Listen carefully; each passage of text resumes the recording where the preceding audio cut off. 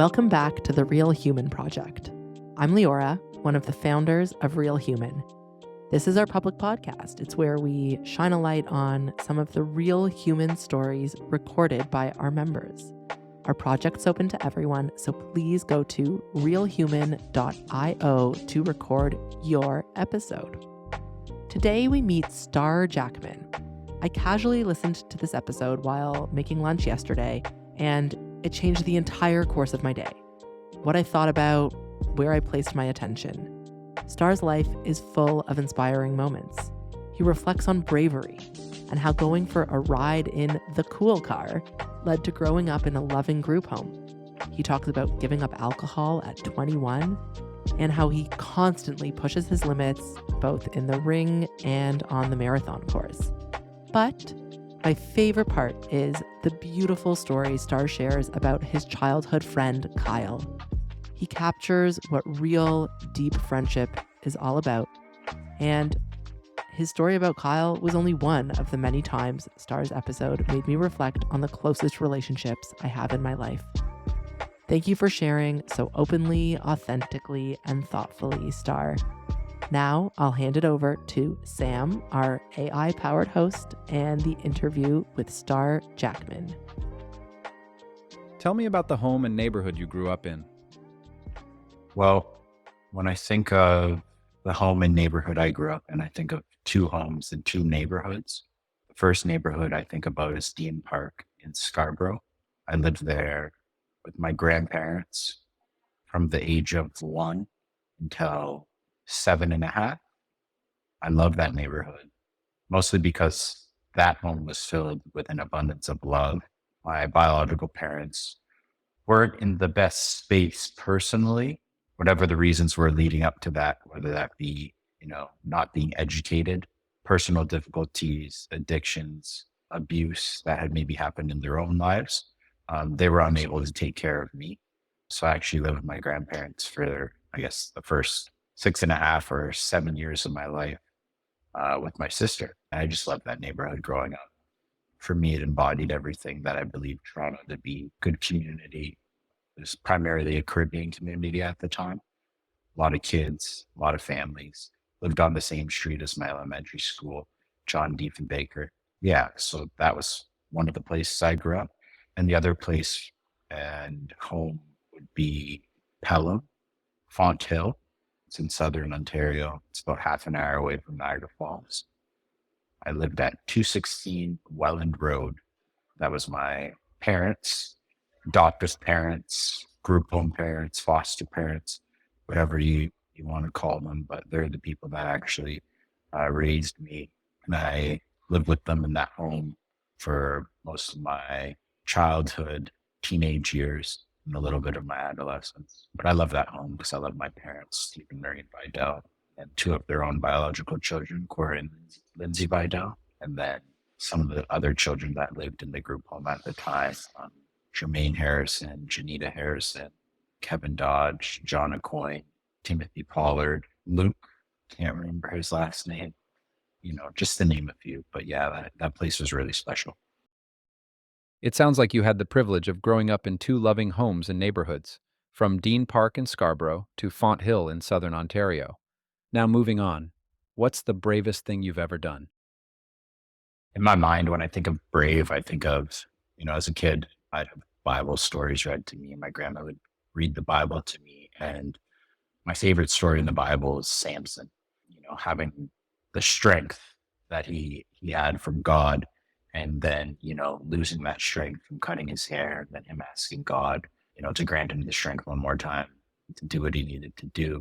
But as I've gotten older, I don't just think of braveness as something that has to be directly correlated with strength. I think it's more times than not just doing something that is scary. So I would say the bravest thing I've ever had to do, maybe it's two things. Just the in-between period from my grandparents to Steve and Noreen. I was actually at a waiting home, a group home in Mississauga, where there were many troubled kids. And there was a day when they came up to visit me with my caseworker, Ronnie at the time, because they worked for a company called Mutual Support. And they came and met me, and they inquired if I wanted to come live with them. And I just remember being afraid and not saying too much, but having a good feeling about them that it was the right choice to go with them. So then once I had committed or said yes, my caseworker, Ronnie, who worked for Chosen Aid Society of Toronto, drove me down to the Niagara region. And I met them again at a restaurant called Empty Bellies in Welland, Ontario. And yeah, we had lunch there. And then I'll never forget, Steve asked me if I wanted to go in the cool car. He had a 1991 Z28 Camaro, and he asked me if I wanted to go in the cool car. And I went with him and Marine, and they brought me to the house and they showed me the house. That was one of the bravest things I've ever done. And the other thing, I guess, would be boxing, having my first fight or the first time I ever went in the ring, even for sparring, getting in there, trying to push all the noise aside, just trying that for the first time.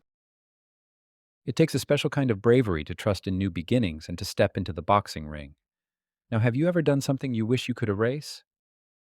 If there's one regret I have in life, it's thinking that I had more time when my grandmother was sick. I was asked to go see her in the hospital, and I was in Font Hill, and I told myself I would go the next day. I would go up to Toronto. I was dating a girl at the time, and she wanted to do something. And I said, okay, I can see you today, and then I'm going to go see my grandma tomorrow, thinking that, she was just in the hospital. It wasn't anything as serious.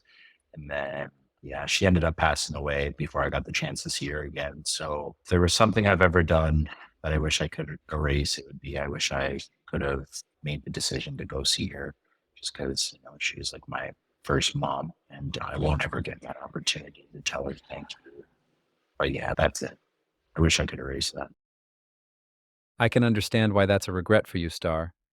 Switching gears on your very best day at work, the day you come home and think you have the best job in the world, what did you do that day? Honestly, I think that would have been when I was boxing full time.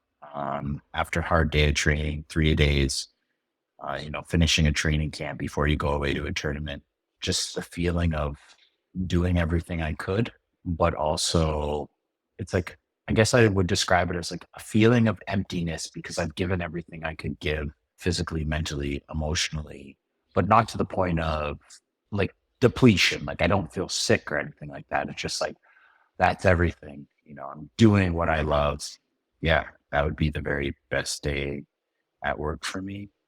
Working in hospitality, it would be a busy day, maybe like Raptors playoffs or NBA playoffs, having the best roster on, executing properly, everyone making good money, customer service is at an all-time high, guests are happy.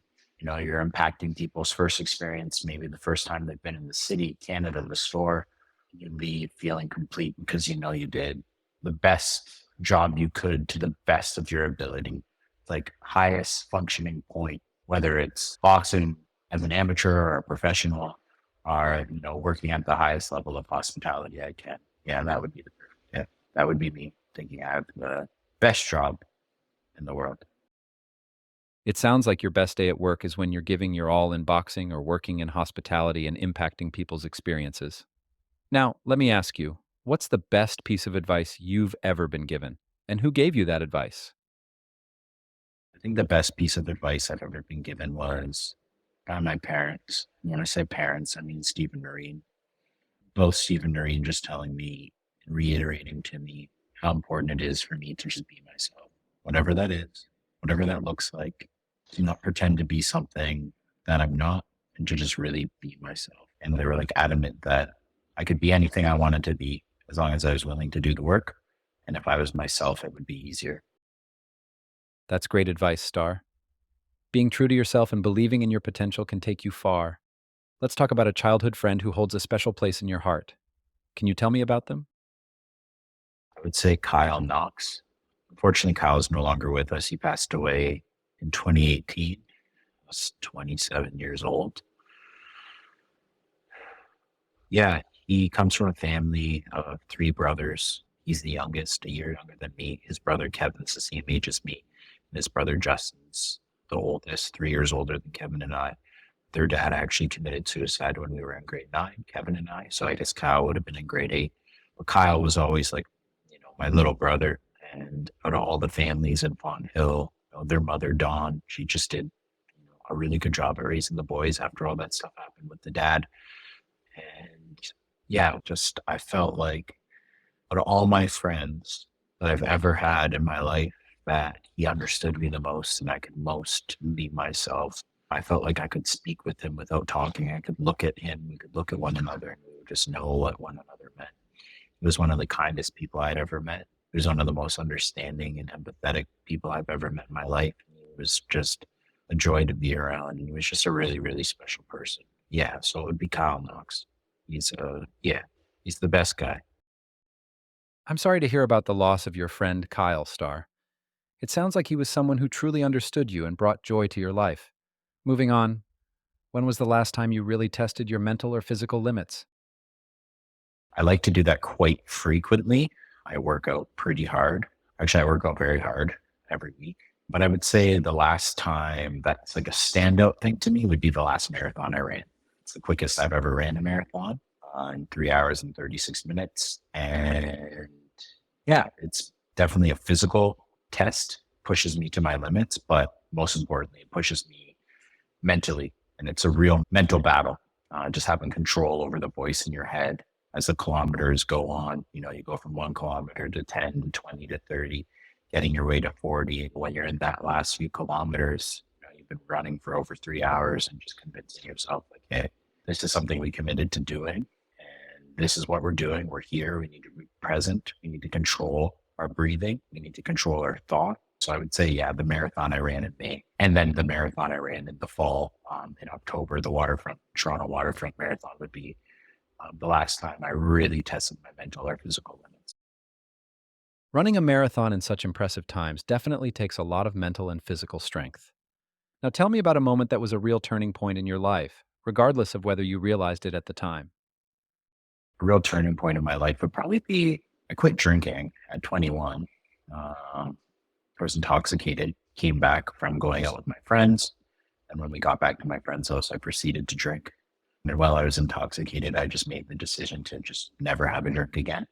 I was 21 years old. I think that was July 28th, 2011. So it's almost been 13 years. And I'd say it's probably the best decision I ever made. Yeah, I just knew I didn't want to do it anymore. I just didn't feel good about myself every time I got intoxicated. But now looking back, it's probably one of the most profound turning points that I've had in my entire life.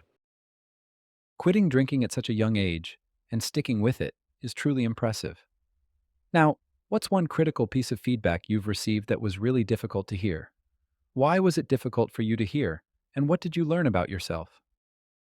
One critical piece of feedback that was difficult to hear was my effort to be direct.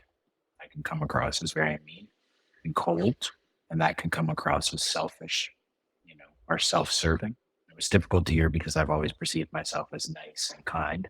So hearing that opened my eyes to the fact that there are a million questions to ask and a million ways to ask them. And I think the most important thing when you're asking something of someone is how you ask the question. And, I guess I learned about myself that my expectation of myself can't necessarily be my expectation of others. I need to meet people where they are. And I need to accept people for who they are and what they are. And failed expectations create frustration. And then through that frustration, I can be mean, I can be reactive, I can be cold, I can be, self-serving because I'm trying to get something done. Yeah. So to just be more patient and accept people for who they are and not be so hard on others, just because maybe that's the voice I would be fine with, communicating with myself. And in saying that, learning to be kinder to myself. Thank you so much for being on the show today, Star.